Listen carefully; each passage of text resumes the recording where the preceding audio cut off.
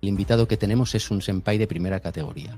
Es Alberto Garín, es doctor en arquitectura, por docente durante más de 30 años, colabora con numerosos canales de YouTube, tiene también su propio canal, es un auténtico referente en todo lo que tiene que ver con la historia y la historia del arte. Yo, que no tenía ninguna posibilidad de vivir en París, me encontré viviendo en un castillo en París. Bien, entonces, sin duda es de las cosas más simpáticas que me han ocurrido en mi vida, porque durante meses viví en el castillo. ¿Qué fue lo que me fascinó de Guatemala? Si tú comparas Ciudad de Guatemala con París, o incluso Quetzaltenango, que es donde yo empiezo en Guatemala, con París, parece que estás bajando varios escalones. Bien, pero es que si lo miras de esa manera, estás utilizando una regla de medir equivocada. En realidad, no es si París es una ciudad más interesante que Quetzaltenango, es si las posibilidades que tú tienes de desarrollarte como persona son más interesantes las que tienes en París que las que puedas tener en Quetzaltenango. La Unión Europea es tan criticada hoy en día por cómo está constituida, qué poderes se han delegado al gobierno central europeo, qué poderes quedan en los países. Claro, la Unión Europea la forjan esa generación de Helmut Kohl, de François Mitterrand, de Jacques Delors, la gente que vivió la Segunda Guerra Mundial, la gente que vio cómo moría su familia en la Segunda Guerra Mundial, la gente que sufrió el hambre y la destrucción de la Segunda Guerra Mundial, la gente que sabe que tiene algo muy claro y es: no vamos a volver a vivir una tercera guerra mundial. Pero ¿qué nos puedes comentar de la persona? ¿Quién es Alberto Garín? Pues bueno, si yo me tuviera que definir, me definiría como...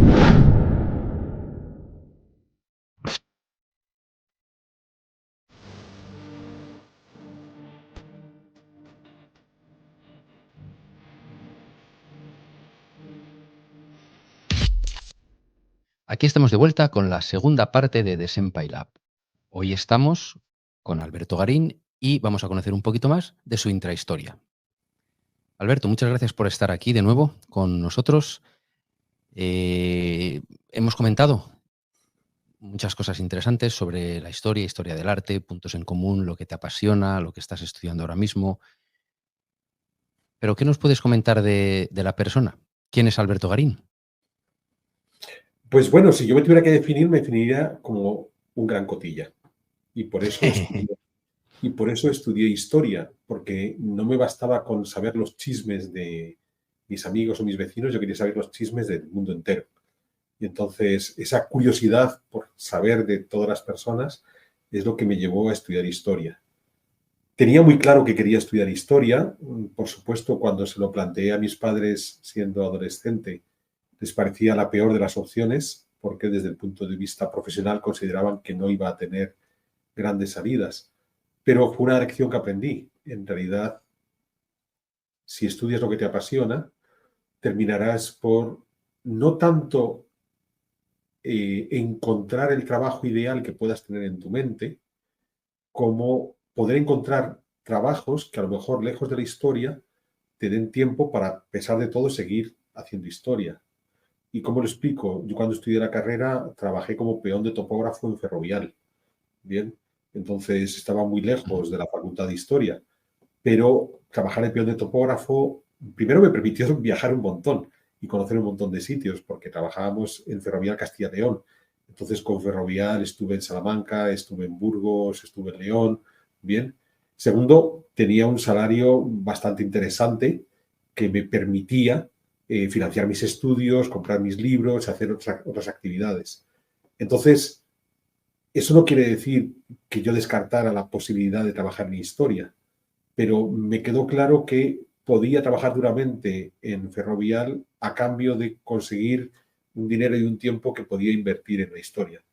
Luego, después de aquello, logré reconducir mi actividad profesional hacia la docencia universitaria.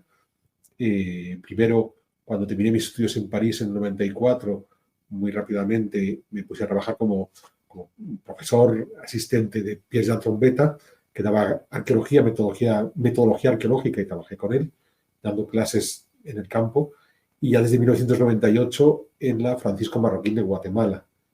Es interesante porque posiblemente en 1998, yo por entonces tengo 26 años, cuando me plantean la posibilidad de irme a trabajar a Guatemala a dar clases, a lo mejor yo podía ser más vanidoso y esperar hacer una carrera académica más tradicional, conseguí terminar mi maestría, y para 24 ya había terminado, hacer el doctorado, meterme en una universidad pública española, la Complutense, la Autónoma, y en lugar de eso aposté por un país relativamente alejado, por una universidad muy pequeña, pero que sin embargo me ha dado una cantidad de satisfacción enorme.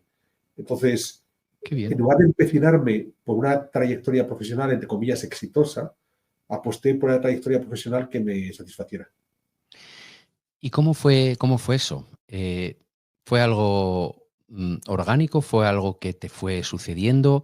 En este programa nos ha sucedido que hemos hablado con varias personas, auténticos referentes de sus campos, gente de ciencia. Estamos hablando de inmunólogos de primer nivel, de endocrinos, y toda esta gente tiene una parte, en general, también, no sé si decirte emocional o espiritual, o no sé cómo decirte, pero como que le van sucediendo, como que han tenido casualidades en la vida, sincronicidades que decía Carl Jung. No lo sé, entonces, ¿cómo fue ese alejarse de la carrera tradicional, académica, pública, española, como has dicho, e ir derivando hacia, bueno, un camino que al menos parece infrecuente, ¿no? Pues son casualidades, casualidades que aproveché.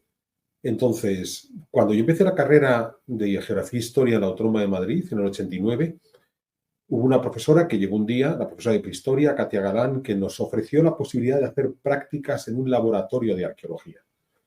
Laboratorio de arqueología juntos sonaba muy bien, sonaba algo muy, muy elevado, muy profesional y demás. Yo fui, y igual que yo fui, debió ir aquel primer día, debieron ir otras 30 personas.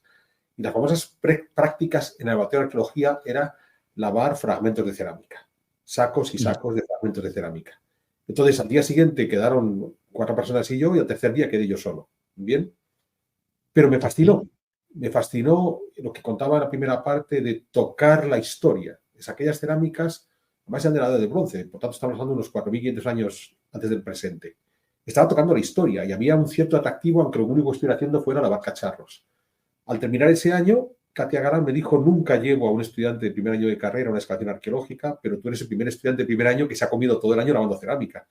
Así que menos que llevarte a una excavación arqueológica. De aquella excavación fui a otra, fui a otra, fui a otra, y saltando de excavación en excavación durante los siguientes año y medio, terminé en una, en Calatrava la Vieja, donde el director me dijo, en aquel momento había un sistema de registro arqueológico, Arqueodata, desarrollado por un profesor gringo de origen español, Daniel Arroyo Bishop, que era el top en la metodología arqueológica. Y el director de Calatrava la Vieja dijo: yo conozco a Daniel Arroyo Bishop, estábamos cenando todo el equipo, debíamos ser 14 personas, ¿alguien quiere conocerle? ¿Alguien quiere ponerse en contacto? Y de todos los que estamos aquí sentados, yo fui el primero que levantó la mano, el único que levantó la mano.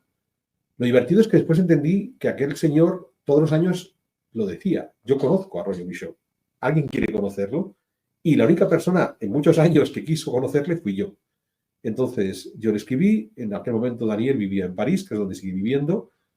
Ese es mi principal defecto, soy terriblemente afrancesado, lo confieso aquí públicamente, bien.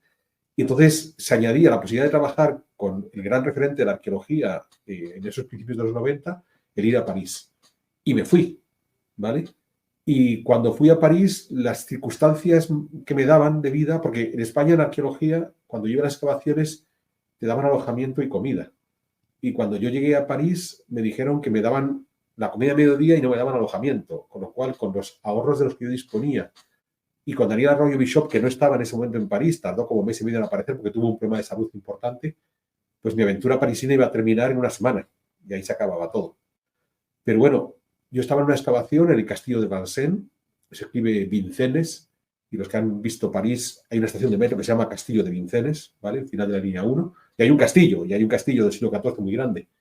Y entonces el oficial a cargo del castillo le caí simpático por una serie de circunstancias. O sea, él tenía que hacer varias cuestiones dentro del castillo de instalaciones eléctricas y yo le eché una mano y le dijo al director de arqueología: pues le ofrezco una habitación en el castillo. Y entonces yo, que no tenía ninguna posibilidad de vivir en París, me encontré viviendo en un castillo en París. Bien, entonces, sin duda es de las cosas más simpáticas que me han ocurrido en mi vida, porque durante meses viví en el castillo. Claro, cuando yo iba de farra por las noches y conocía a parisinos y me preguntaban, ¿dónde vives? Pues en el castillo de Vincennes. Ah, en Vincennes, sí, yo tengo un amigo que vive en Vincennes. No, yo vivo en el castillo. Que la gente me decía, disculpa, en el castillo no vive nadie, es un monumento histórico. Y yo decía, pues vivo yo. O sea, me han dado un cuarto, me han puesto una cama, me han Qué, dado un qué, baño. qué, qué maravilla. O sea, tenemos de verdad, tenemos, ¿cómo se dice? Tenemos el título del programa, o sea, lo tenemos ya todo. Es que es algo maravilloso, de verdad. Y además que habíamos hablado en la primera parte de si Castilla, de si los castillos. Es, es una de verdad, es increíble. Todas las personas, todos los senpais, todos los que tenéis estas historias y sois referentes de lo vuestro, todos tenéis un momento de la vida que te, bueno, que no sé, que te guía, que te pone en tu sitio, que no lo sé cómo decirlo, que porque tú levantaste la mano como podías no haberla levantado, Eso este es. hombre podía haber estado desde el primer día y la historia hubiese sido otra.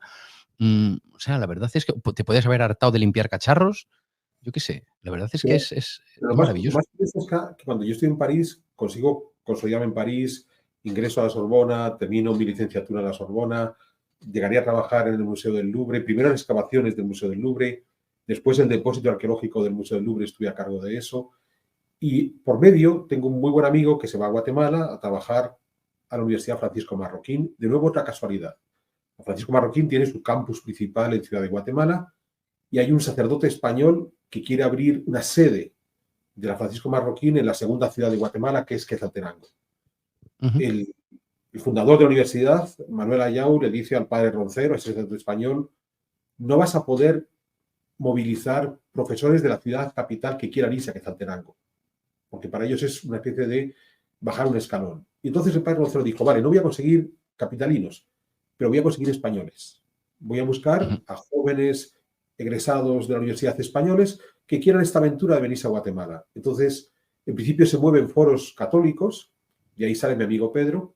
Pedro se marcha a trabajar a Guatemala, como él es ingeniero de telecomunicación, y Pedro entra en depresión. Es la primera vez que sale de casa, no está cómodo lejos de su familia, porque además es una persona muy familiar, muy apegado a su familia. Y entonces su familia me lo cuenta y yo digo, bueno, pues me voy con él. O sea, voy a pasar una temporada allí. Hay un momento que tengo un paréntesis en París. Me voy a pasar unas semanas con Pedro y a levantarle la moral. Y cuando llegué a Guatemala descubrí un país fascinante, fascinante. Y entonces me quedé. Fue muy divertido porque me quedé, tenía que volver a París a terminar los estudios y la persona con la que trabaja en el Louvre, la conservadora jefe, Jean Bres, me dijo, ¿de verdad vas a cambiar el Museo del Louvre por Guatemala? Y le dije, sí, voy a cambiarlo. O sea, es un país que me parece tan atractivo que es lo que quiero hacer. Entonces me marché a Guatemala en el 98 y me quedé en Guatemala, ya digo, de nuevo, volviendo a abandonar lo que parecía, entre comillas, una carrera exitosa. Vale, he salido del círculo académico público español, pero he apostado por el francés, incluyendo el Louvre. Pero cuando estoy ahí descubro que hay algo más fascinante. ¿Y qué fue lo que me fascinó de Guatemala? Pues recuerdo las primeras clases que di en la universidad. Claro, yo vengo del mundo de la historia. Puedo dar clases de historia, pero solo hay historia de la arquitectura, que es por lo que yo años después haría mi doctorado en arquitectura. Y entonces llego al aula y descubro, después de estar 4 años dando clases de prácticas en París, descubro un público, unos estudiantes que quieren aprender, unos estudiantes que preguntan todo el tiempo, que tienen inquietudes, que consideran que no lo saben todo, que consideran que no está todo ya dicho. Y a mí aquello me fascinó. O sea, de repente dije, joder, a mí me encanta dar clases y tengo estudiantes que quieren aprender, o sea, que están interesados en que lo que yo le cuente, que voy a tratar de hacer lo mejor posible, les resulta atractivo, les resulta útil, les resulta llamativo. Yo dije, esto es lo que quiero. Entonces, me quedé en Guatemala porque me encontré grupos de estudiantes con ganas de aprender. Qué maravilla, me encanta lo que cuentas. Hay una expresión, no sé cuál será el equivalente en español, pero a mí me encanta. Yo también soy una persona en ese sentido poco convencional, ¿no? En inglés se dice como people with an edge, gente que tiene un punto raro, ¿no? Un punto poco habitual. Me encantan esas personas que lo que dices tú, que lo habitual es esto, pero mira, es que no lo sé, porque al final parece como que la vida va tirando, es como una sucesión de casualidades o una sucesión de excepciones, ¿no? Y tu caso es que Pero, es clarísimo, es pero, vas, maravilloso, de pero, verdad. vas, pero vas eligiendo, o sea, la clave está en tus lecciones. Y entonces no eliges en base a parámetros aparentemente aceptados de forma universal. Porque claro, si tú comparas Ciudad de Guatemala con París, o incluso Quetzaltenango, que es donde yo empiezo en Guatemala con París, parece que estás bajando varios escalones. Bien, pero es que si lo miras de esa manera, estás utilizando una regla de medir equivocada. En realidad, no Es es, verdad. no es si París es una ciudad más interesante que Quetzaltenango, es si las posibilidades que tú tienes de desarrollarte como persona son más interesantes las que tienes en París que las que puedas tener en Quetzaltenango. Y para mí esa ha sido la regla siempre. O sea, he terminado por apostar utilizando mi propia regla de aquello que realmente consideraba que me daba mayor satisfacción a mí, más allá de que, a lo mejor desde el punto de vista económico o desde el punto de vista de trascendencia profesional, aparentemente fuera inferior. Qué bien, es una historia súper interesante. ¿Qué nos dirías en 2 frases o en 3 conceptos o lo que sea, que es Guatemala o qué es Guatemala para ti? ¿O cómo nos lo explicarías a los que no tenemos una idea especialmente clara, aparte de que pues hacen un ron muy bueno y alguna otra cosa? Pues Guatemala es un país de una belleza increíble, bien, con unas personas que son cortésmente maleducadas. Y Ujú. esto puede parecer contradictorio. Son gentes que tienen el gracias, el por favor, este tipo de cosas todo el tiempo en la boca, pero no confían en los demás. Y entiendo que no confíen por el contexto histórico, además, no contexto histórico de los últimos 500 años, el contexto histórico de los últimos 2000 años, ese contexto histórico de los últimos 50 años. Bien, o sea, desde que comienza el conflicto armado, a la pésima resolución a ese conflicto armado hasta la actualidad. Entonces, es un país tremendamente bello, con una gente muy interesante que no consigue salir adelante porque no confían entre ellos. Entonces, esa sería mi definición rápida de Guatemala. Con lo cual es un país con unas posibilidades espectaculares. Claro, es muy simpático cuando la gente hace turismo un poco más exótico y entonces van a Centroamérica y todos apuestan por Costa Rica. Pues bueno, lo mismo que tú puedes ver en Costa Rica lo tienes en Guatemala multiplicado, no por 1000, multiplicado por 1.000.000. O sea, no hay nada en Costa Rica que no tenga Guatemala multiplicado por 1.000.000. Y entonces, ¿por qué hay un turismo que quiere ir antes a Costa Rica que a Guatemala? Pues porque hay ciertos problemas de violencia en el mundo guatemalteco que no existen en Costa Rica. ¿Y en base a qué existen esos problemas de violencia? Porque además, la violencia en Guatemala es una violencia entre clases humildes. O sea, la mayor parte de las agresiones son humildes contra humildes. No es una violencia, digamos, de clase, nos pusiéramos en la dialéctica marxista. Es una violencia de humildes contra humildes, por esa falta de confianza. Bien, yo tengo guatemaltecos que vienen con regularidad a visitarme aquí a mi pueblo. Por supuesto, pues tiene un pequeño pueblo de Castilla. Ya no es que las puertas puedan estar abiertas, que algunas están abiertas. Es que los niños van en bicicleta y dejan la bicicleta en la calle cuando entran en casa del amigo. Bien. Ujú. Igual, tú no dejarías la bicicleta en la calle porque te la pueden robar. ¿Y quién te la va a robar? Te la va a robar tu vecino. O sea, no te la va a robar un señor lejano de 5 pueblos más allá. Te la va a robar tu vecino. Y cuando veas a pasear a tu vecino con tu bicicleta y le digas, me has la bicicleta, te van a decir, no era la mía. O sea, encima te voy a mentir descaradamente. ¿Por qué? Porque es una sociedad desestructurada fruto del conflicto, este conflicto armado que vivieron en los últimos 50, 60 años. Y que, de nuevo, volvemos a lo que explicamos en primera parte, la importancia de la historia. O sea, no es una sociedad que esté condenada irremisiblemente a ser permanentemente violenta y desconfiada. Es una sociedad que vivió un contexto histórico que le provocó ese grado de violencia y desconfianza y que tiene que ser capaz de cambiar De sus darle la reglas vuelta. para darle Ujú. la vuelta. Qué interesante. ¿Consideras que la situación, yo de nuevo, no, en este caso no tengo ni idea, ¿consideras que la situación está mejorando? ¿Consideras que hay esperanza, etcétera, etcétera? Sí, por supuesto. O sea, en realidad Qué bien. en cualquier lugar del mundo siempre vas a tener esperanza. Pero en el caso de Guatemala hay dos circunstancias muy interesantes. Una es que, aunque resulte contradictorio, buena parte de lo mejor de Guatemala ha emigrado, los famosos mojados que sobre todo van a Estados Unidos, que están enviando mucho dinero, que hace que la economía guatemalteca funcione bastante bien, pero muchos regresan y regresan con otra mentalidad, ¿vale? Y segundo, lo que comentábamos antes de ese parón demográfico, Guatemala es un país joven, ya no es un país de niños. Cuando yo llegué hace 25 años era un país de niños, ahora es un país de jóvenes, ahora es un país de veinteañeros, treintañeros. Y eso se nota, o sea, son gente que están reclamando otra sociedad. Son gente que no tienen ya deudas con el pasado, son gentes que no vivieron en primera persona ese conflicto armado, que por tanto no tienen un resentimiento o no tienen un elemento de venganza que marque sus vidas. Entonces, entre el bienestar económico que viene a través de los mojados y una sociedad tremendamente joven, es un país que puede mejorar con cierta rapidez. Es muy interesante tu reflexión, porque es que enlaza con lo que decías al principio, que el desarrollo de los países y el desarrollo de la historia es muy lento.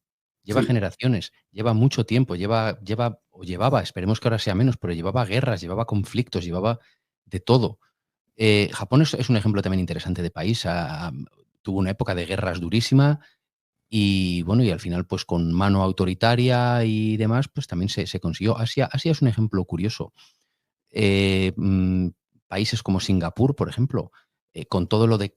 No quiero entrar en la parte de capitalismo fuerte o si es ético o no ético o lo que sea, pero desde el punto de vista de país donde estaban hace 60 años y donde están hoy, es un ejemplo y tuvieron un gobernante que ha sido cuestionado y demás, pero lo tuvieron y le pegó un vuelco a un país de ser un país pues muy, muy, muy pobre y muy, con unas carencias enormes y de guerras y de problemas con los vecinos, vamos a estar en otro nivel, con todos sus defectos, con todos sus problemas, que son muchísimos.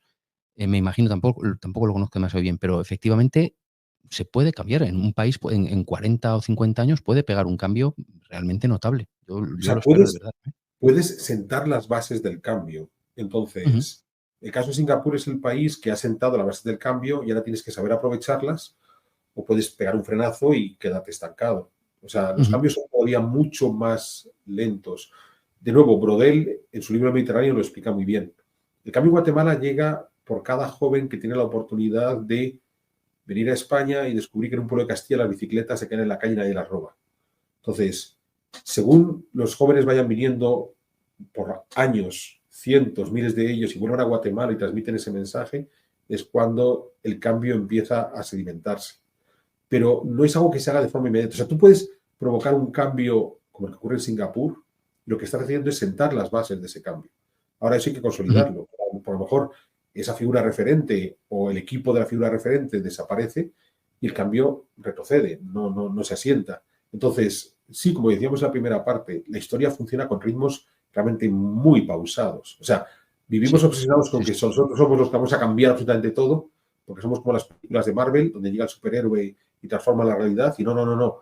La historia funciona de forma realmente muy pausada.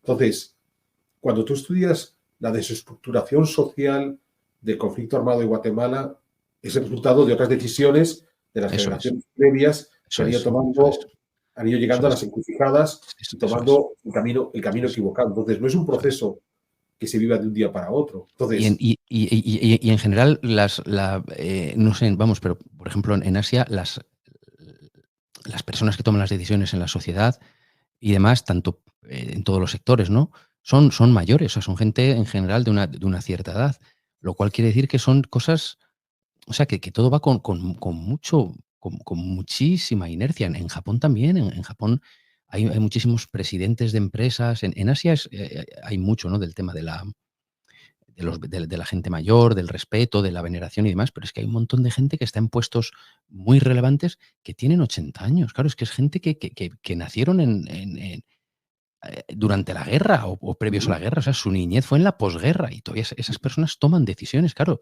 es que llevamos 80 años de inercia, ¿no? Y igual que esto, me imagino que en Guatemala, pues lo mismo, todavía habrá un montón de cargos o empresas o a todos los niveles, que es gente pues que vivió la guerra o que estuvo muy cerca o que murieron amigos o familia, entonces, claro, todo eso lleva una inercia enorme, claro. o sea, es muy interesante el hecho de olvidar ese tipo de referencias históricas. La Unión Europea, que es tan criticada hoy en día por cómo está constituida, qué poderes se han delegado al gobierno central europeo, qué poderes quedan en los países, por qué se primaron determinadas relaciones económicas o relaciones políticas y demás. Bien, claro, la Unión Europea la forjan esa generación de Helmut Kohl, de François Mitterrand, de Jacques Delors, la gente que vivió la Segunda Guerra Mundial, la gente que vio cómo moría su familia en la Segunda Guerra Mundial, la gente que sufrió el hambre y la destrucción de la Segunda Guerra Mundial, y la gente que sabe que tiene algo muy claro y es no vamos a volver a vivir una tercera guerra mundial en Europa. Ya está. Claro, Entonces vamos claro. a crear un organismo que de partida lo que tiene que hacer es asegurarse de que no nos vamos a matar entre nosotros Y lo hacemos nosotros, los Mitterrand, los Kohl, los Delors, porque nosotros hemos vivido ese proceso. O sea, Sí, no sí. somos no somos tú y yo que podemos leerlo en los libros o verlo en un Sí, documental. Son sí, sí. ellos que lo vivieron en sus carnes, son ellos que tenían 20, 25 años en la Segunda Guerra Mundial, los que deciden construir la Unión Europea como es, con todos sus defectos, pero es el Sí, resultado sí, de una pero generación. pero con una convicción, que es decir, no se mata a nadie por una ideología. Yo pienso A, tú piensas B, perfecto, eso no es motivo para que nos matemos. Tú Eso piensas es. lo que quieras, yo pienso lo que quiero, y como somos civilizados, no voy a matarte ni voy a deshumanizarte porque tú pienses A y yo B. Y eso Ahora, a mí me parece un avance Ahora, absoluto. ¿esa institución tiene futuro? Pues no lo sé, porque ellos sentaron las bases de lo que podía ser una institución a futuro. Que la tenga o no lo tenga, lo veremos en los próximos 50, 60, 80 años.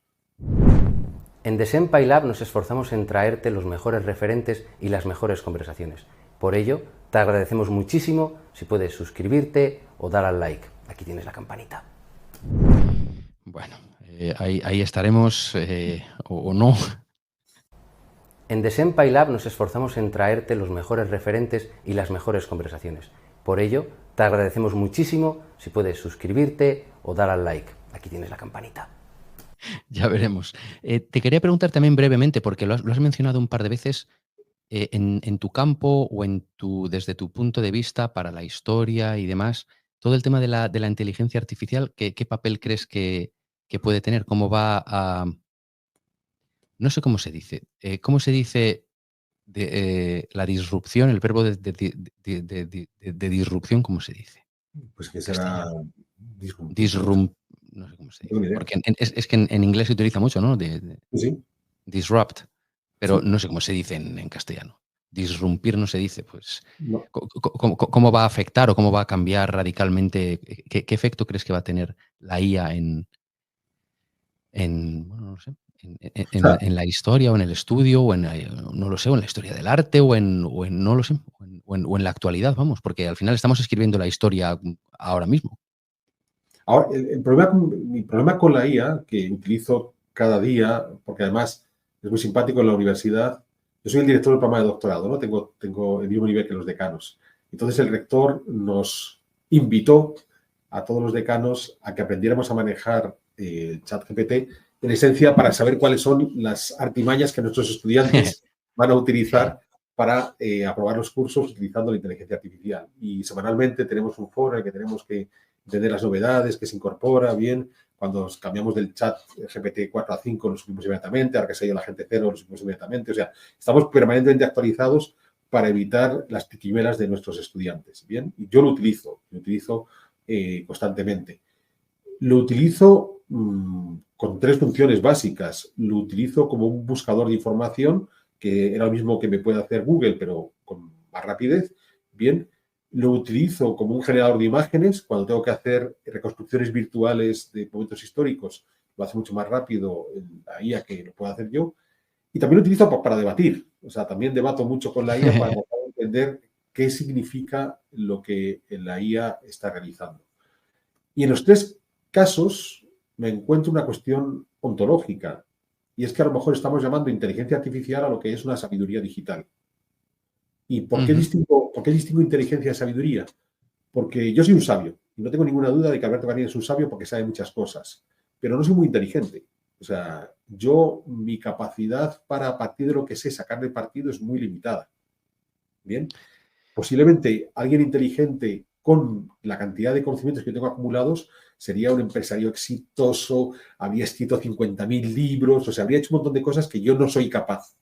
Y yo no es que no sea capaz porque no tenga capacidad, digamos, de escribir libros, porque libros escribo bien, sino porque a lo mejor no he sido capaz de encontrar los mecanismos para ser más eficiente, por ejemplo, en mi producción literaria. O sea, no tengo ese brillo intelectual, ese brillo de inteligencia, ¿vale? Hombre, yo creo que la humildad y tu humildad es un síntoma de inteligencia, desde luego. Yo creo que es una de las características de la inteligencia. Tú No, mismo te no, has no. dicho, es que no soy muy inteligente mental. Yo, Ser, yo- ser humilde, yo- ser humilde y ser conscientes humildes tiene mucho sentido común, no es ser muy inteligente. siempre se ha dicho que la ignorancia es muy atrevida, ¿no? Entonces, y yo lo creo de verdad. O sea, el hecho de que te veas con tanta humildad, yo creo que es síntoma de inteligencia, Entonces, desde luego. para mí la inteligencia artificial es una gran sabiduría. O sea, la cantidad de información que tiene es absolutamente notable. Pero la capacidad real de un conocimiento abducido, no inductivo ni deductivo, sino abducido, o sea, donde te planteas preguntas sin necesidad de cotejar todas las hipótesis, donde eres capaz de encontrar una respuesta inmediata donde los demás no la encuentran. Porque, claro, la inteligencia artificial juega sobre, digamos, entre comillas, la trampa de que yo tengo todos los datos y puedo revisar todos los datos.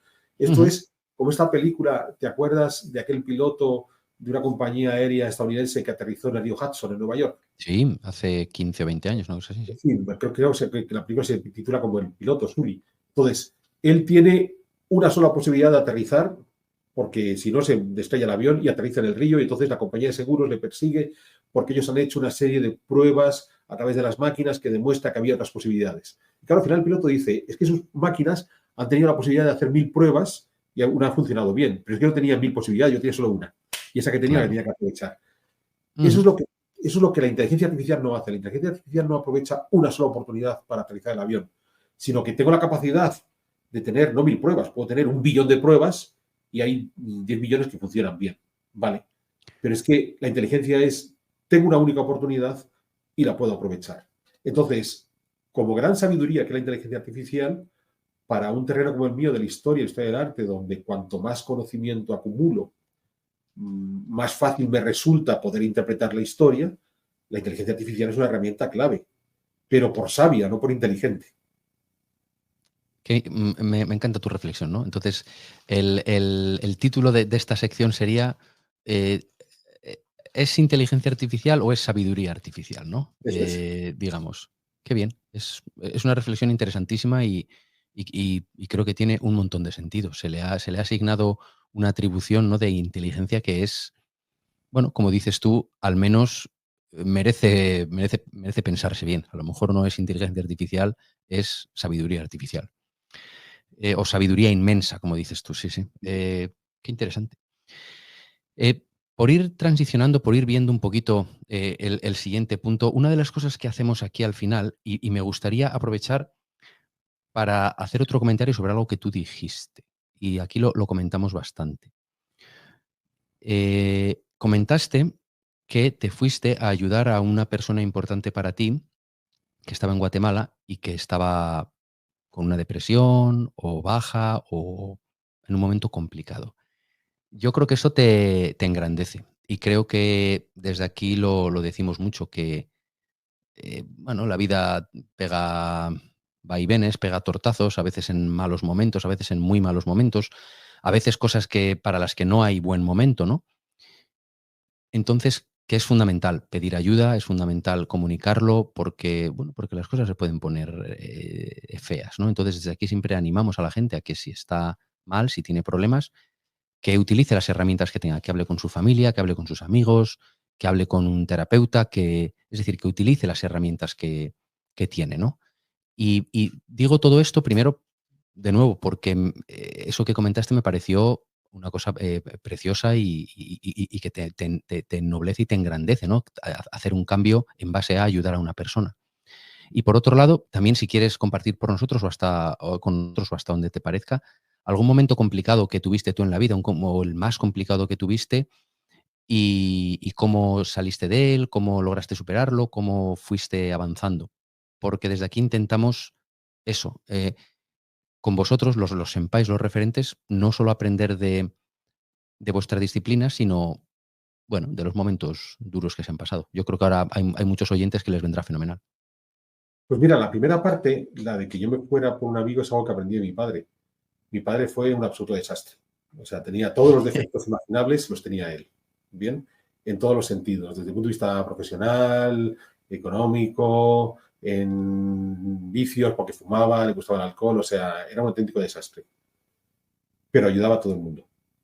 Entonces, era su virtud, era su forma de ser, y cuando él se murió, que hace ya 4 años, lo maravilloso es la cantidad de gente que viene a decirme, joder, tu padre me ha ido con esto, con esto, con esto. Entonces, claro, aquel hombre que en el balance, digamos, material parecía que había sido un fracaso rotundo, después descubres, y es muy curioso porque a la larga fue un modelo. O sea, si yo trato de ayudar a las personas, es porque lo vi de mi padre, vi cómo hacía mi padre. Afortunadamente no fumo ni tomo tanto alcohol, por no decir nada, como lo tomaba él, así que esa parte no me la quedé, pero esa parte sí. Y después, momentos complicados he tenido muchísimos, a todos los niveles. Como he cambiado en la universidad varias veces, pues han sido momentos en los que ha sido complicado, ¿por qué dejo esto? Me voy aquí. Tengo momentos complicados desde el punto de vista profesional, bien, porque a lo mejor me he tenido que enfrentar a un jefe que era un cretino. Por supuesto, he tenido desventuras amorosas, como hemos podido tener todos. Entonces, no te podría contar un momento, te podría contar muchos. Ahora bien, tal como tú decías, los he resuelto todos a golpe de amigos. Entonces, amigos que en muchos casos siguen ahí, bien. O sea, tengo amigos desde que soy un niño, o sea, tengo amigos del parvulario que siguen siendo grandísimos amigos. Y tengo amigos que fueron amigos en un momento dado y que las circunstancias de la vida nos han podido mandar a la distancia, pero que cuando los vuelvo a encontrar sabemos que hay una complicidad especial. Entonces, puedo ser demasiado atrevido con lo que voy a afirmar ahora, pero creo que me he encontrado personas en mi vida que tienen una mala vida, aunque ellos no sean conscientes, esencialmente porque no tienen amigos. Porque de repente se encuentran con un problema que se convierte en un muro insalvable por algo tan sencillo como no tener un amigo al que acudir, que es el que te ayuda a saltar el muro. Entonces, ya digo, situaciones... ¿Qué verdad tienes? ¿Cuánta razón tienes? Hoy, mira, justo hoy yo estaba viendo un podcast de el que creo que es el mayor experto del mundo en tema de... soy un poco friki, pero bueno. El nervio vago, el sistema nervioso parasimpático. Y es súper importante porque lo que están descubriendo es que el sistema inmunitario y el sistema, o sea, digamos, este nervio vago une todos nuestros órganos con el cerebro. Entonces están, digamos, como ya dijo Platón, lo decía este científico que es el más citado del mundo de esto, o sea, de nuevo, persona de ciencia con esta parte como espiritual. Decían, una persona no puede curar una enfermedad grave sin curar su espíritu. Y la única forma es tener una serie de valores y una forma de funcionar por la vida y una misión en la vida que te da una solidez cuando vienen los vaivenes.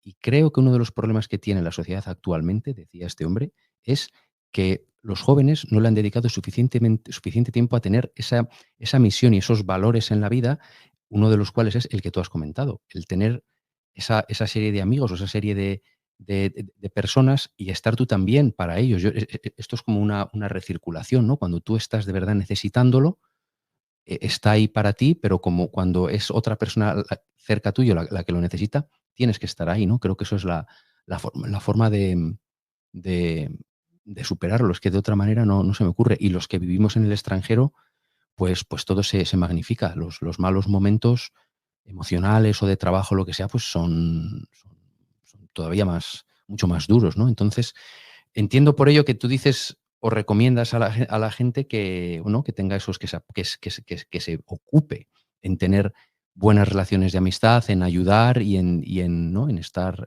quizás es una buena forma de prepararse para cuando te toque a ti.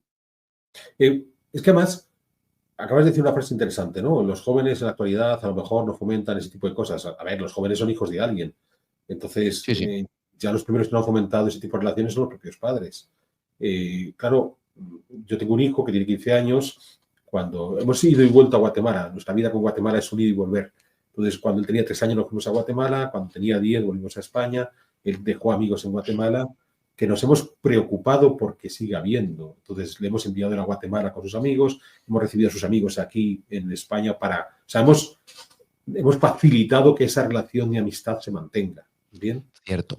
Hay ciertas actitudes, como yo pasé varios años en París, yo tengo un grupo de amigos en París, entonces sí que procuro ir con cierta regularidad a París, aunque sea agarrar un Ryanair de estos baratísimos que tienes que agarrar el primer avión a las 4 de la mañana y vuelves después a medianoche y vienes hecho polvo, pero aprovechas porque sabes que esta persona que es buen amigo tuyo en París tiene una presentación de un libro que le ha costado mucho, pues bueno, pues esa noche voy a dormir menos, pero me presento, estoy en la presentación, o sea, es algo, es algo que se cultiva. Absolutamente. Donde das, recibes. Punto. Y donde das leches, recibes leches, y donde das... no hay más. Y me encanta un detalle, a lo mejor me he dado cuenta, a lo mejor no es verdad, pero me encanta como cuando hablamos de Guatemala no dices coger un avión, dices agarrar un avión. Yo creo que no. Bueno, hay cosas, o sea, consciente, ¿no? es muy divertido porque dependiendo con quién esté hablando, es cierto que en muchas ocasiones estoy traduciendo, ¿vale? Claro. Entonces, y me esfuerzo, a veces se me escapa. Entonces, por ejemplo, sí que, por ejemplo, puedo decir, yo sí tengo el carné que me permite conducir un coche. Claro. Pero si estuviera allí, tendría que decir, yo sí tengo la licencia que me permite manejar un carro. Claro. Entonces, ese tipo de trasvases estoy todo el tiempo haciéndolos recordando con quién estoy hablando. Ahora no se te ha notado, porque yo soy de verdad un poco friki y presto atención a las cosas, pero si no, no se hubiese notado. Pero lo de agarrar un Ryanair, eso me hizo mucha gracia. Qué bueno. ¿Y qué, digamos, qué aprendiste? Hablando de esto que a mí también me apasiona, que es lo de ver los puntos en común de las cosas, de todos estos momentos, tortazos, revolcones que te da la vida, ¿qué aprendiste? ¿Qué lecciones, no sé cómo decirlo, qué enseñanzas o qué sacaste de positivo de nuevo para una persona que ahora puede estar pasándolo mal? Porque todo el mundo al final tenemos cosas complicadas y hay gente que puede estar ahora realmente pasándolo mal y supongo que claro. la primera importante es descubrir que la persona con la que paso más tiempo, con la que mejor puedo divertirme, con la que tengo que ser capaz de convivir y con la que tengo que disfrutar más es conmigo mismo. Entonces, tengo que aprender a aceptarme tal como soy, tengo que aprender a aceptarme con mis defectos, con mi mal humor, con mis salidas de tono, bien, porque es la persona con la que voy a convivir. O sea, no puedo no vivir conmigo mismo. Entonces, tengo que aprender a aceptarme. Creo que esa fue una de las lecciones claves, bien. Y la segunda parte es que los demás no tienen por qué, o sea, así como yo, entre comillas, sí estoy obligado a convivir conmigo mismo y con mis malos humores y con mis salidas de tono y demás, los demás no están obligados. O sea, los demás no están obligados a soportar a Garín en un mal momento o en una salida de tono. Entonces, creo que han sido las dos reflexiones que más veces me he repetido a mí mismo para tratar de, frente a los problemas, afrontarlos de la mejor manera posible. Qué bueno, estoy totalmente de acuerdo. Es otra enseñanza que tuve también. Y si aún intentándolo, alguien ha tenido que cargar con una salida de tono tuya o lo que sea, no digo tuya, digo propia, ¿no? Pues pedir perdón de corazón, no enrocarse, porque, en fin, aún con todo hay veces que uno se porta mal, uno dice un comentario hiriente, uno no sé qué, creo que no tiene ningún sentido. Y como decíamos antes, las cosas funcionan a base de colaboraciones y en inglés el compound, ¿no? Las cosas que se van realimentando positivamente. Hay una persona maravillosa, un genio americano o norteamericano, pero de origen indio de la India. No sé cómo decirlo, porque es que luego es que de verdad hay que tener mucho cuidado. De verdad, yo siempre digo, los errores que cometo los hago sin mala intención. Entonces, no sé si tengo que decir indio-americano, porque se puede entender de tantas formas. Hindú es un hombre nacido en la India, americano ahora, ¿no? Norteamericano de los Estados Unidos. Y es un sabio, es una persona que tiene este tipo de comentarios sobre esto. Yo lo recomiendo mucho. Es un hombre que se llama Naval, con V. Y dice las cosas en la misma línea que tú. O sea que la verdad es que los referentes tenéis un montón de cosas en común. Ya estamos llegando a la última parte del programa. Ya te hemos robado 1 hora y 41. Estoy mirando aquí. Lo último que solemos preguntar es algún proyecto o algún reto o alguna cosita en la que estés ahora metido y que quieras comentarnos, que quieras compartir, alguna cosa que te esté apasionando actualmente. O sea, tendría que hacer dos cosas. Uno, hacer publicidad del libro que va a salir, mi siguiente libro. Por favor. Para que mi editor no me asesine si no lo hago. Entonces, el 7 de septiembre sale mi nuevo libro, en este caso sobre el Renacimiento. Bien. Pero una vez hecha esta publicidad, lo que me apasiona es mi canal de YouTube, mi canal que se llama como yo, Alberto Garín. Como tú dijiste al principio, yo colaboro con otros canales, he trabajado mucho con Fernando Díaz Villanueva en Academia Play, ahora tengo una contribución semanal que va a ser bisemanal con Big One de Jano García, pero lo que realmente me apasiona es mi canal de Alberto Garín en YouTube, donde hago programas en donde con la excusa de la historia del arte proyecto hacia la historia. Tengo propuestas en mi cabeza, posibles guiones para escribir durante los próximos, supongo que 2.000 o 3.000 años. O sea que es fascinante, porque claro, si no tienes un terreno acotado de que solo quiero estudiar la edad del hierro en la meseta norte, pues puedo escribir sobre todo lo que quiera. Realmente lo disfruto mucho y lo que me apetece es transmitir ese placer con el que hago mis programas, aunque sean un poco frikis, que a lo mejor es el término que estaba buscando antes, ¿no? Aunque sean programas en muchos casos frikis, transmitir ese placer por la comprensión de la historia. O sea, anoche estaba preparando el guión sobre una necrópolis altomedieval de un pequeño pueblo de Ávila, Vadillo de la Sierra, que conocí la semana pasada, y le estaba dando vueltas a la cabeza lo que eso significaba y demás. Y claro, para mí fue tan satisfactorio creer que había llegado a una interpretación correcta de lo que estoy viendo. Entonces, cómo crear un guión e incluir unas imágenes donde a la otra persona que esté viendo el programa entienda esa satisfacción, esto es lo que realmente me motiva. Por supuesto, a la par, tengo una esposa, tengo un hijo, una madre, una suegra maravillosa, una hermana, tengo que dar mis actividades en la universidad, o sea, tengo una vida que va más allá del canal de YouTube. Como me has preguntado cuál es el proyecto que ahora mismo me tiene más emocionado, es mi canal de YouTube. Qué bien. Es que, mira, mira, para mí, permíteme que hable un momento sobre el proyecto mío. Y en primer lugar, de nuevo, darte las gracias porque estamos empezando y has tenido la enorme generosidad de hablar con nosotros cuando no tenías por qué. Pero es en esa línea, es transmitir algo. Tuvimos al director general del área de emprendimiento del Instituto de Empresa, ¿no? Y uno podría pensar, bueno, pues tal, no sé qué, negocios, tal cual. No, era lo mismo, era como un aspecto humano. Él decía que emprendimiento es cualquier proyecto personal que te ilusione y que tú llevas adelante y que te aporta algo. Puede ser una empresa, pero puede ser cualquier otra cosa. Puede empezar como un canal de YouTube y acabar siendo una empresa o un club de amigos o yo qué sé, un Patreon o cualquier cosa, ¿no? Entonces, y él lo decía que es, de nuevo, ese trasfondo humanista que tenéis todos los referentes y todos los senpais.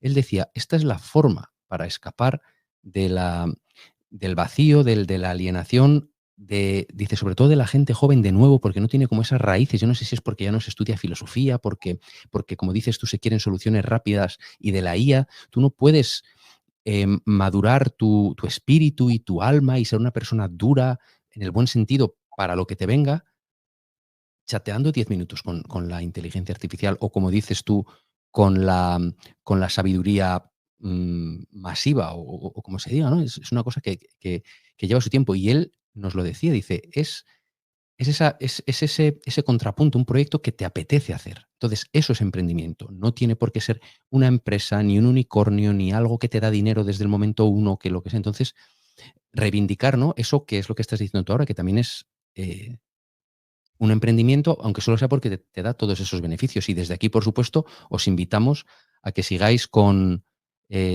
Alberto Garini en todas sus redes y en su canal de YouTube. También, por supuesto, que hace unos vídeos y unas cosas increíbles. De hecho, yo te conocí porque Mario, mi socio y productor de este proyecto, me te adora. Y la verdad es que yo también, cuando te empecé a ver y todo, es increíble la labor que haces. Y si, como tú dices, el objetivo que tienes es transmitir ese cariño, esa pasión, todo eso bueno, te puedo garantizar que lo estás consiguiendo. O sea que enhorabuena también por lo que estás haciendo, porque se nota, vamos, es una maravilla. Bueno, Mario, que no se preocupe, que se cura, ¿eh? O sea que... Qué bueno. Las dos últimas cositas que solemos decir, una es una canción o un par de canciones que para ti sean especiales, y ya abusando de tu amabilidad, y como a mí me encanta aprender de todo, te pediría que una al menos fuese una canción guatemalteca. Bueno, una canción de guatemalteca la hay, porque es La Luna de Xelajú, que es el himno oficioso del país. Bien, La y que además luna, es Luna de Xelajú. la luna de Xelajú. Sí, Xelajú con X. Xelajú. Ok, Xelajú. Perfecto. Entonces, de esas canciones, es un poco como Suspiros de España, cuando los Ah, Cuando los emigrantes españoles escuchaban Suspiros de España, recordaban con añoranza su país, para un guatemalteco escuchar su himno le puede más o menos motivar, pero si escucha Luna de Xelajú se derrite indudablemente. Qué bonito, qué bonito. Pero hay una canción que curiosamente en España no es tan popular, que es del Buki, de Marco Antonio Solís, que es Si no te hubiera sido. Entonces, para mí es una canción muy especial que no te voy a cantar porque yo soy pésimo cantando, pero si en algún momento en una reunión en la que hay unos cuantos hispanoamericanos, incluyendo hispanoamericanos exiliados en Estados Unidos, y tú empiezas a cantar Si no te hubiera sido del Buki, inmediatamente todos se ponen a cantarla contigo. O sea, habrá pocas canciones, y además no importa la generación, o sea, puedes estar cantando con gente de 25 años como con gente de 50 años y todos conocen la canción del Buki. Entonces, para mí es una canción muy especial porque es una canción en la que te juntas con esa comunidad hispanoamericana que tiene en común un idioma, que es el español, pero donde de repente encuentras un enganche inesperado. Entonces, me ha ocurrido en algún viaje en el que podía haber hispanoamericanos y españoles donde empiezan a cantar el Si no te hubiera sido del Buki, los españoles se quedan perdidos diciendo de qué están hablando, y sin embargo los americanos hacen los coros inmediatamente, porque conocen la canción de sobra. Qué bueno. Entonces, Buki, Si no te hubiera sido, y La luna de Xelajú. La luna de Xelajú. Xelajú, con H o con J. No, Xelajú. J-U. Xelajú. Pues tomamos buena nota. Qué maravilla. La escucharemos. Qué bonito aprender. Me encanta aprender. Decía Escotado, ¿no? Que nunca perder la capacidad de sorprenderse, la capacidad de aprender. Hay tantas cosas buenas y bonitas y que vale la pena ver y experimentar en el mundo, que es qué bien, qué bien. Nunca hubiese pensado aprender estas cosas. Muchísimas gracias.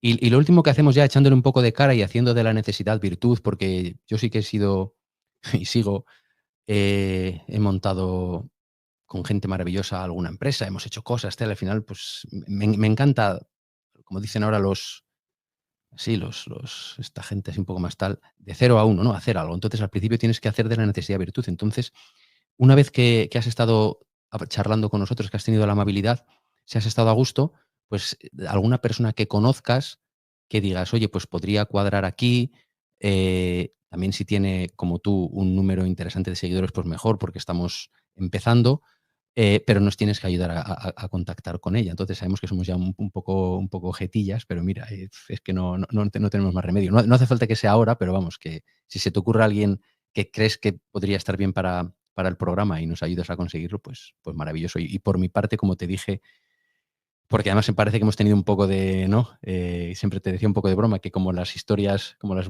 buenas historias de amor, tú y yo hemos empezado como un poco, nos costó, sí, fallos, problemas técnicos, pasó un poco de todo, pero que espero tener la oportunidad de conocerte en España en los próximos meses, que tengamos la oportunidad de comer y darte las gracias personalmente e invitarte a comer, porque ha sido de verdad un auténtico placer escucharte, aprender contigo de tu parte profesional y personal. Y por mi parte, poco más, agradecerte y las palabras con las que tú quieras concluir. Bueno, pues con la recomendación, yo te recomendaría, si podéis contactar con un arquitecto urbanista que se llama Fernando Caballero. Fernando tiene 30 y tantos, 30 y muchos ya, aunque tiene 40. Pienso que es alguien muy interesante. Si me planteo la conversación que hemos tenido tú y yo, creo que es una conversación que con Fernando puede ser también muy enriquecedora. Tiene unas vicisitudes muy parecidas a las tuyas y las mías. Es alguien que en un momento dado decide marcharse de España porque el cuerpo se lo pide y la profesión también, y entonces va a pasar una temporada en Alemania larga. Eso le ha permitido contrastar tipos de sociedades. Es alguien que le apasiona entender cómo funcionan las ciudades.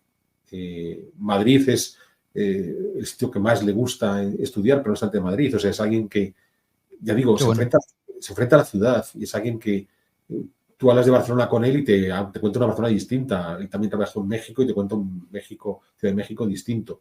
Entonces, es alguien que ha sabido aprovechar mucho la vida que ha tenido. Entonces, en lugar de ser indiferente, ha abierto mucho los ojos, y entonces creo que puede ser muy interesante. Es Arquitecto cierto, urbanista, ¿verdad? sí, Fernando Caballero Mendizábal. Es cierto que, entre comillas, es discípulo mío, porque en algún momento Ujú. de nuestra vida tuve de alguna forma que mentorizarle en su carrera cuando estábamos los dos, yo como profesor y como alumno, en la Europea de Madrid. O sea que he visto su trayectoria y creo que es alguien realmente muy, muy, muy interesante con quien platicar. Gracias. Hombre, dices que es discípulo tuyo, lo dices como con pesar, hombre. Al revés, es un badge of honor, una insignia para llevar Al con, contrario, es que con orgullo. en un momento de nuestra vida incluso me lo llevé a trabajar como arqueólogo, o sea, que me apoyara en un proyecto arqueológico en Irak, donde le hicimos todo tipo de perrerías. Entonces, es alguien que podrá contarte, con Garín aprendimos este tipo de cosas, pero además, cuando me tuvo en Irak, como decimos en Guatemala, fue el chompipe de la fiesta. El chompipe es el pavo, ¿no? Que Sí, es, que es el animal más bonito, pero que al final te lo vas a comer. Entonces lo pones a la mesa porque te vas a comer. qué Entonces, bueno. en nuestra operación en Irak fue el chompipe de la fiesta. Entonces, seguro que él podría decirte una cantidad de cosas interesantísimas de lo que vivimos juntos y una cantidad de canalladas que le hicimos en Irak. Pero sigue siendo tu amigo, ¿no? Eso quiere decir o sea, que Sí, vamos, sí, porque como él dice, está vivo, con lo cual sí sigue siendo vivo. qué maravilla. Pero son esas relaciones de verdad especiales de la vida. A mí me ha pasado con gente, me ha pasado con Mario, me pasa con gente. Son cosas únicas que suceden muy pocas veces en la vida y yo lo llamo a veces, lo he dicho muchas veces. Y fíjate que es una película que tampoco vi muchas veces, ni la recuerdo, ni me gusta, ni yo, de nuevo, me fusilarán. Yo no soy muy cinéfilo, no veo mucho cine, ni películas, ni nada. Pero es como el camino de las baldosas amarillas. Yo es como lo llamo así. Es lo que dices tú, la vida que te lleva a París, luego te lleva a Guatemala, luego conoces a este chico y como que te lo llevas. Esas son las historias que recuerdas en la vida cuando miras para atrás, estas sincronicidades o lo que sea. De todos modos, nos queda, me parece que nos está quedando, nos queda material incluso para que tengamos una segunda charla más adelante, en otra temporada o en nuestra comida. Porque eso que me dices tú de Irak es una cosa que seguro que también vale la pena. ¿Estuvisteis haciendo catas arqueológicas en Irak? Estuvimos excavando la ciudad de Erbil, que en principio es la ciudad más vieja con historia continuada, sin interrupción del mundo. Lo pelea Wow. con Damasco, son las dos ciudades que se pelean por ver cuál es la que ha tenido. La más antigua es Jericó, lo que pasa es que Jericó tiene momentos de abandono, mientras que Erbil y Damasco nunca tuvieron momentos de abandono. Erbil está en el Kurdistán iraquí. Entonces estuvimos haciendo un estudio arqueológico en Erbil. ¿Y qué tal fue eso? Perdona, te robo los últimos 2 minutos, pero es que Pues fue absolutamente fascinante. Fue fascinante ¿Cómo porque llegaste allí? ¿Cómo llegaste allí? ¿Cómo acabas en la ciudad más antigua del mundo con historia continuada o como se diga, o sin abandono? bueno, mi pareja profesional, de hecho, que es Ildefonso, con quien llevo trabajando en arqueología un montón de años, es muy divertido porque dice que hemos adoptado todas las posturas posibles. A veces él es mi jefe, a veces yo soy su jefe, a veces los dos somos empleados de otra persona, Qué y maravilla, de verdad. a veces somos Qué maravilla. socios. Y entonces, Hilde es alguien que me ha propuesto muchos retos arqueológicos. Y en el caso de Erbil, aunque yo era el director de la excavación, quien consiguió todos los contactos y demás para llevarlo a cabo fue Hilde. Entonces, pero bueno, mi historia de amor con Hilde es una historia maravillosa, porque ya te digo, cualquier aventura en la que me he embarcado yo, él se ha apuntado, en las que se ha embarcado él, yo me he apuntado. ¿Y cómo os conocisteis? ¿Cómo fue esa relación? Si se puede contar, Y bueno, si es algo. en la Universidad Autónoma. Nos conocimos en la Universidad Autónoma en el año 90. Y entonces nos cruzamos allí y nos dijimos, eres hombre de mi vida, nos lo dijimos de manera recíproca y hasta hoy. Qué maravilla, como se dice en Asturias, ¿no? Dice, y desde eso, pues Jekyll y M, Jekyll y M, y aquí estamos, claro. Pues, Bueno, que pues de verdad, muchísimas gracias de nuevo por este último puntito que hemos tenido y yo creo que con esto concluimos, ¿no? De sí, nuevo, mil gracias. espero haber respondido a las preguntas tal cual tú esperabas. Bueno, hombre, de verdad es un auténtico placer. Se nota que han pasado 2 horas y estaríamos otras 2 horas. Y te emplazo, si quieres, a esa comida en Madrid en próximas fechas. Y será un auténtico placer también, sin micros y sin nada, conocernos un poquito más. Pues esperamos esa comida. Con muchísimo gusto, David, y con muchísimo gusto, Mario. Muchísimas gracias. Y con esto concluye el episodio de hoy. Con Alberto Garín ha sido un auténtico placer. Os invitamos a seguirnos en redes sociales de Senpai Lab y nada más, decidnos vuestros comentarios, lo que os ha parecido. Suponemos que os encantará porque para mí ha sido un auténtico placer conversar con Alberto. Y nada más, si tenéis alguna sugerencia, alguna persona con la que queráis que hablemos, etcétera, pues será un auténtico placer. Muchas gracias por vuestra atención, como se decía antes en la televisión, y hasta la próxima.